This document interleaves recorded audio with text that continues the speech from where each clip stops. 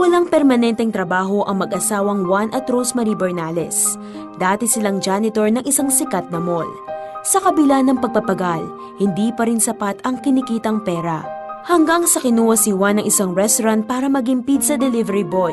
Talagang mahirap dahil mababa pa sa minimum ang sahod eh. Struggle ako eh. Tapos wala kaming pera. Ang utang namin dito halos sa tindahan inabot na ng 3 buwan, 4 na buwan. Nahihiya na ako. Ang buwan ng sweldo ni Juan ay napupunta lamang sa mga utang, bilihin at upa ng bahay. Dahil sa hirap ng buhay, lagi na pagtatalunan ng mag-asawa ang pera. Nagsisisi ako kung bakit ikaw na pangasawa ko. Hindi mo naman pala kami kayang buhayin. Ang anak mo, naghihirap kami ngayon. Kahit pambaon ng anak ko, wala. Naawa din ako sa anak namin. Pagnenegosyo ang nakitang solusyon ni Juan at Rose para makaahon sa kahirapan. Nagbitiw si Juan sa kanyang trabaho at isinanla ang mga alahas para may puhunan. Pumasok sila sa franchising business at pagtitinda ng wellness products. Ngunit ang masaklap, ang inaasahang kita ay hindi nangyari. Wala nang ibang solusyon kundi ang pagtitiwala sa Panginoon. Kaya sabi ko, Lord, walang imposible sa'yo kung ang pagtitiwala namin sa'yo ay talagang totoo. Dahil kami talagang naniniwala na yung pangako ng Panginoon ay totoo pa rin niya. Isang kaibigan na nagikayat sa mag-asawa na manood ng programang The 700 Club Asia. So sabi ni Connie Reyes, marami daw taong kay Kristiyano na ang gustong umani, pero hindi naman nagtatanim. Kaya doon po kami mag-asawa na noong So nakita namin sa 700 Club na ang dami pong tinutulungan nila, yung Operation Blessing. So naisip namin, dapat pala nagtatanim din tayo sa matatabang lupa. Kung gusto nyong umani ng malaki, di magtanim din kayo ng malaki.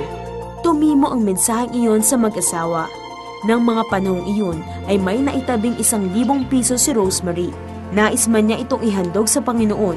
May pag-aagam-agam siya na ibigay itong lahat dahil ito na lang ang nalalabi nilang pera.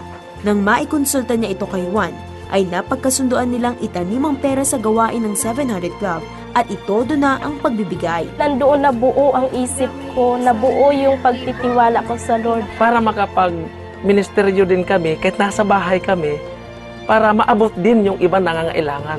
Dahil sa katapatang ipinamalas ng mag-asawa, ay pinagpala sila makalipas lamang ang ilang araw. May nag-text sa amin, may commission akong dumating.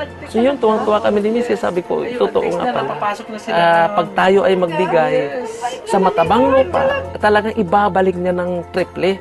Kalain mo 1,000 binigay ko. Ang natanggap ko, more than 4,000. Hindi nagtatapos doon. Susunod na linggo, nakatanggap na naman ako ng nasa 5,000 plus. Hindi pa rin nagtatapos. Nakareceive na naman ako ng 7,000 plus na naman. Hanggang ngayon, tuloy-tuloy na po. Napatunayan ni Juan at Rosemary na ang pagbibigay ay isang mahalagang sangkap para makatanggap ng biyaya mula sa Diyos. May goal po kami mag-asawa na tuwing dating ng blessing sa amin, every week, magbibigay kami sa 700 Club.